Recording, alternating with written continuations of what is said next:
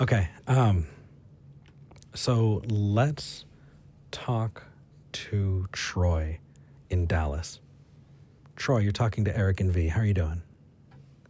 Hey, Eric V. It's great to talk to you guys. Hey. Hello. What would you like to talk I've about?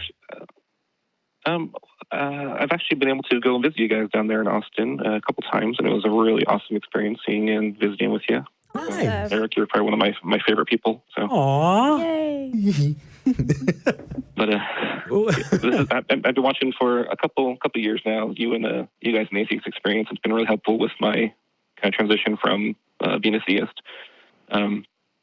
Just earlier this year in January, I came out to my wife as a non-believer. We're raised and married as Mormons and very fundamentalist, true believing, gung ho kind of Mormons. Mm-hmm. And my faith has kind of been in a transition for quite a few years, trying to learn what I really believe and trying to be honest with myself. And that was really hard to live with for a long time, trying to keep that a secret and living kind of a two-faced life. When I finally told her, it was really hard for her. She was in tears. She was saying how, if I wasn't a member when we got, a member of the church when we got married, we would have never got married, that kind of stuff. And so it's been kind of a downhill struggle, or kind of a struggle since then, this whole year.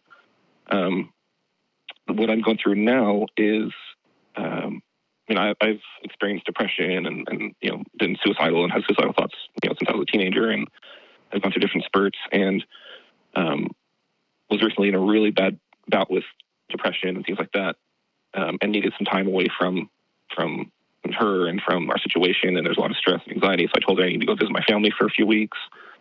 When I was gone visiting my family out of state, she had informed me that when I return, I can no longer, that if I do decide to come home, that it has to be under her restrictions. When she allows it, I can only see the kids a couple times a week. I need to find, a hotel or some kind of Airbnb to stay in.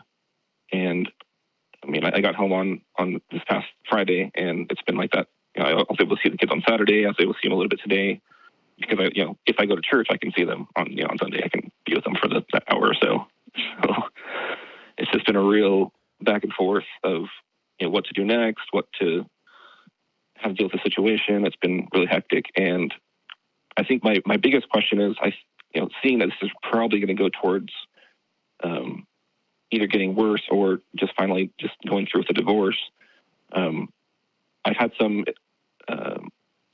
experience with the secular therapy project. Nice. I was able to find a therapist last year. I saw him for a few sessions. My employer actually covered some of the costs for the sessions until I couldn't afford it. Oh, that's good.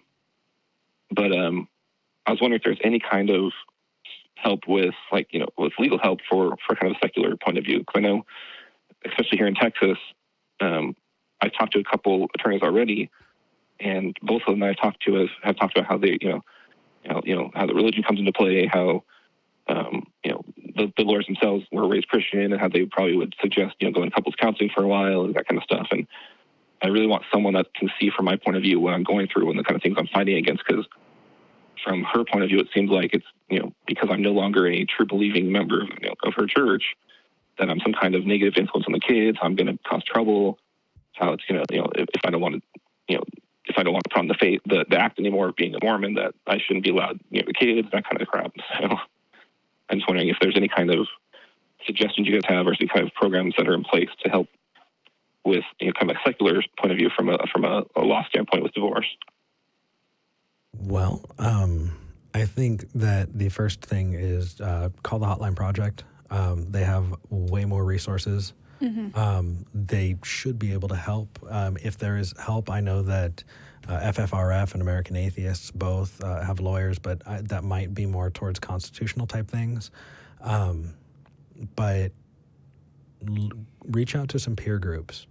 I think that there are other people. Heck, there have been other people who've called in that are in the exact same situation. Mm-hmm. And finding some of those people and talking to them can really, really help. Finding out what their experience was and how they were able to move through it. I personally don't have that life experience, and so I can't relay that. But I know those people are out there. So definitely call the Hotline Project. Go to our Discord. There are tons of people there who can help. And if not they can be somebody that you can talk to, because Right. this sounds really traumatic, man. I'm sorry. Yeah, it's been rough the last few months. So. Yeah. I'm sorry about the depression is the worst fucking club. I would say, but no, it's, I'm not going to say welcome. It's a really bad club. I'm sorry that you're in it too. Yeah. But working on establishing your normal, setting expectations that are reasonable, that you can achieve, helps, especially in this kind of time when there's a lot of turmoil. Work on those things that you can see some progress in. And sometimes it's as simple as, cleaning up where you're living, and no, if a Jordan Peterson fan jumps out on that one, I swear I'll burn the whole place down. But, finding things that you can do that you can control can help, especially, that's what I do. Working out those small goals and reaching out to other people. That would be the best advice I have. Yeah. Some other things that people are saying in the chat are AFL-CIO and the Southern Poverty Law Center might also be places that you could go for some help there. Oh, yes. What was that first one? What was the first one you said? AFL something? AFL-CIO.